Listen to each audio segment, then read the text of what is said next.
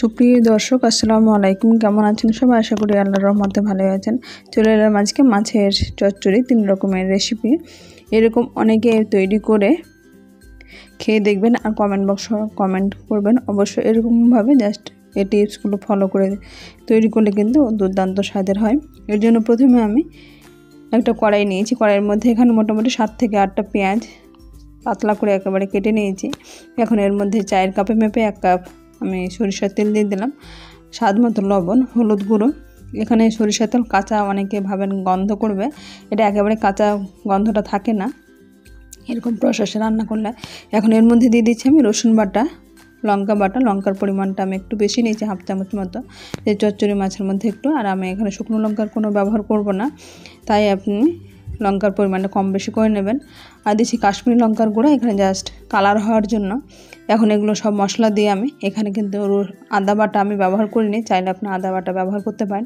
এখন এটা ভালোভাবে মেখে নিলাম। এরকম মাখতে কিন্তু পেঁয়াজটা গলে লবণের মধ্যে মিশে গিয়ে কিন্তু এর মধ্যে থেকে জল বেরিয়ে গেছে। এরকমভাবে যখন পারফেক্ট জল বেরোবে তখনই কিন্তু তেলের কাঁচা গন্ধটা চলে যায় আর এখানে সেদ্ধ হবে, ফুটবে, তাতে কিন্তু গন্ধটা থাকে না।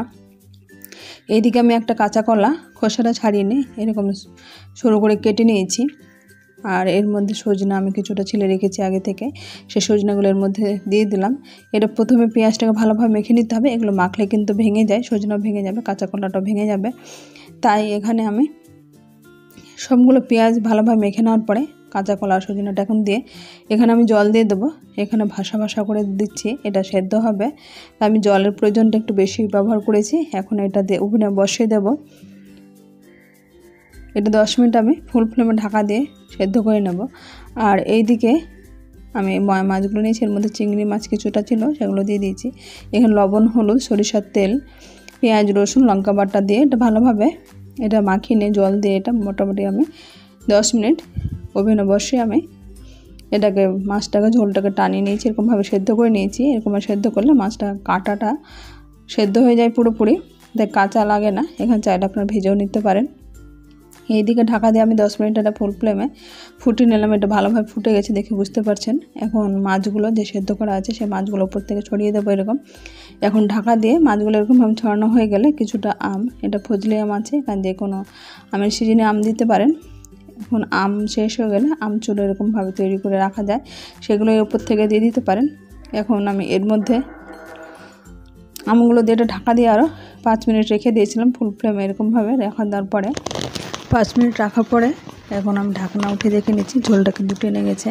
এখন নিচের দিকে একটু যে ঝোল ভাবটা থাকে সেটার জন্য কিন্তু এখন আমি এখানে মোটামুটি 10 থেকে 15-20 মিনিটও হয়ে যেতে পারে, এরকম আমি কম আছে একেবারে আমি কড়াইটাকে এই দিক ওই দিক ঘুরিয়ে ঝোলটা পুরোপুরি টানিয়ে নিলাম। দেখে বুঝতে পারছেন নিচের থেকে কিন্তু তেলটা এরকমভাবে ফুটতে শুরু করে দিয়েছি। এরকমভাবে ঝোলটা একেবারে টেনে গেলে তেল ছাড়তে শুরু করলে ওভেন বন্ধ করে দেবো। অন্যদিকে একই রকমভাবে আমি একই প্রসেসে আমি আরেকটা চচ্চড়ি মাছ তৈরি করে নেব। এর জন্য প্রথমে আমি পেঁয়াজগুলোকে স্লাইস করে কেটে নিয়ে এর মধ্যে আমি দিয়ে দিলাম লবণ, হলুদ গুঁড়ো, রসুন বাটা, লঙ্কা বাটা। এটা আমি অনেকটা শর্ট করে ভিডিওটা দিচ্ছি যেহেতু প্রথমে আমি ফুল ভিডিও দিয়েছি। কাঁচা লঙ্কা বাটা, এখানে চাইলে আপনার শুকনো লঙ্কার গুঁড়ো ব্যবহার করতে পারেন। এখন এর মধ্যে সরিষার তেল দিয়ে এরকমভাবে একই প্রসেসে এটাকে মেখে নেব। এখানে কাশ্মীরি লঙ্কার গুঁড়ো দিলাম। চচ্চড়ি মাছে বেশ লাল লাল করে খেতে এটা পছন্দ করেন তারা কিন্তু শুকনো লঙ্কা অবশ্যই ব্যবহার করবেন। আমি কালার হওয়ার জন্য কাশ্মীরি লঙ্কার গুঁড়ো ব্যবহার করেছি। এখানে পেঁয়াজ বাটা আর টমেটো বাটা, এটাকে আগে থেকে আমি একটা টমেটো একটা পেঁয়াজ পেস্ট করে নিয়েছি, সেটা এখন দিয়ে দিলাম। এখানে সরিষার তেলটা একটু পরিমাণ মতো দিয়ে দেবো। এখানে মোটামুটি আমি 4 কাপে মেপে 1 কাপ মতো হয়ে যাবে। এই তেলটা দিয়ে এরকমভাবে আমি মাখতে থাকবো। একই প্রসেসে একই রকমভাবে আমি এটাকে মেখে নেবো। মাখতে কিন্তু পেঁয়াজ থেকে জলটা বেরিয়ে যাবে।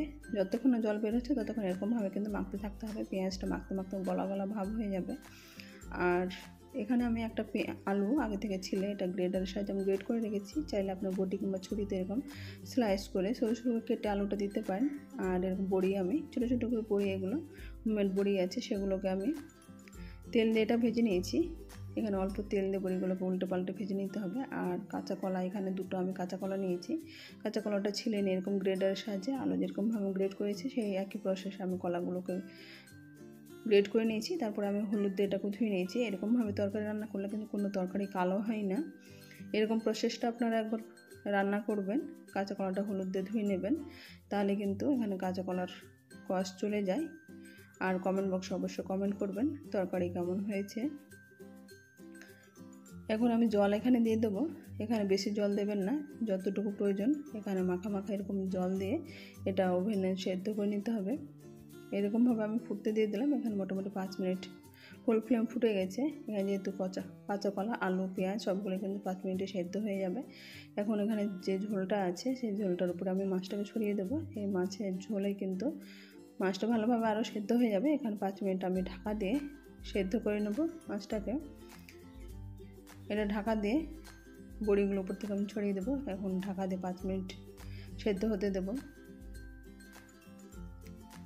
5 মিনিট পরে ঢাকনা উঠে দেখাচ্ছি ঝোলটা কিন্তু অনেকটা টেনে গেছে।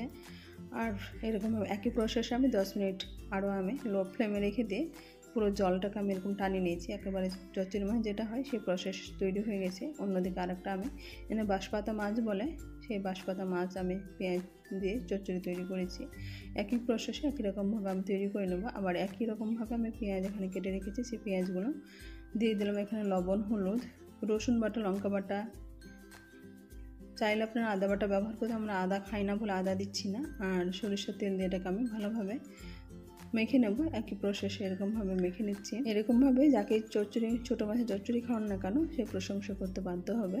এরকম একটু সময় নিয়ে মাছটাকে রান্না করে নিতে হবে। এখানে ঝোল যাতে না থাকে, একেবারে মিডিয়াম টু লো ফ্লেমে মাছটাকে জাল করে নিতে হবে শেষের দিকে। তাহলে মাছের যে ঝোল থাকে সেই ঝোলটা একেবারে শুকিয়ে যাবে আর তেলটা কিন্তু ছেড়ে যাবে সাইড থেকে, তখন কিন্তু চচ্চড়ি মাছ একদম পারফেক্ট তৈরি হবে। একই প্রসেসে আমি পেঁয়াজটাকে এরকম মেখে নিলাম। এখন শুধু এটা পেঁয়াজ দিয়ে তৈরি হবে বলে আমি পেঁয়াজটাকে এরকমভাবে আর বেশিক্ষণ একটু মাখতে থাকবো। পেঁয়াজটা একেবারে যাতে গলা গলা হয়ে যায় এরকমভাবে আমি এখানে নিয়েছি আলু, আর নিয়েছি আমি এখানে ঝিঙা, একটা ঝিঙা এরকমভাবে আমি গ্রেট করে নিয়েছি। আর কাঁঠালের বীজটাকে আমি 10 মিনিট আগে ভিজিয়ে রেখেছিলাম। সেই কাঁঠালের বীজটাকে আমি খোসাটা ছাড়িয়ে নিয়েছি পরে। এখন এখানে একটা আলু দিয়ে দিলাম আর দিয়ে দিচ্ছি একটা ঝিঙা।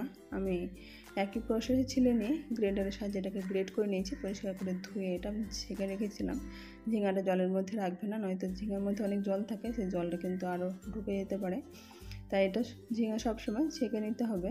আমি ছেঁকে নিয়ে আমি এর মধ্যে রেখে দিয়েছিলাম প্লেটে। এখন এর মধ্যে দিয়ে আমি এটা সবগুলো ভালোভাবে আবার মিশিয়ে নিলাম। এখানে আমি জল দিয়ে দেবো, যেহেতু ঝিঙা থেকে অনেক জল বের হয় আর জল দেওয়ার বেশি প্রয়োজন নেই। আমি অল্প এরকম মাখা মাখা জলটা দিয়ে সেদ্ধ হবে, এরকম প্রসেসে দিতে হবে। এখন যে বাঁশপাতা মাছগুলো আছে সেগুলো একই প্রসেসে আমি একই রকমভাবে জাল দিয়ে নিয়েছি। আমি আর এখন বলছি না, এরকমভাবে মাছটা জাল দেওয়া আছে। এখন এটা মোটামুটি 5 মিনিট আমি এটা সেদ্ধ করার পরে ফুল ফ্লেমে সেদ্ধ হয়ে গেছে। এখন যে মাছগুলো আছে সেই মাছগুলো উপর থেকে ছড়িয়ে দেবো আর কাঁঠাল বীজগুলোর মধ্যে দিয়ে কাঁঠাল বীজগুলো সেদ্ধ হয়ে যাবে। এখন উপর থেকে আমি আম আর ধনেপাতা কুচানো কিছুটা দিয়ে দেবো, তাহলে এর মধ্যে ভাপে এটা সেদ্ধ হবে। 5 মিনিট আমি এটা সেদ্ধ করার পরে একই প্রসেসে আমি 10 মিনিট মিডিয়াম টু লো হিটে এটাকে একেবারে এদিক ওদিক ঘুরিয়ে আমি জলটাকে টানিয়ে নেব। তেলটা যখন ছেড়ে যাবে সাইড থেকে তখন কিন্তু মাছের চচ্চড়ি পারফেক্ট তৈরি হয়ে গেছে। এরকমভাবে আপনারা একবার মাছের চচ্চড়ি তৈরি করবেন। কেমন হয়েছে কমেন্ট বক্সে অবশ্যই কমেন্ট করবেন। আজ তাহলে এই পর্যন্ত, ফিরে আসছি নতুন কোনো রেসিপি নিয়ে। ভালো থাকবেন, সুস্থ থাকবেন। আসসালামু আলাইকুম, আল্লাহ হাফেজ।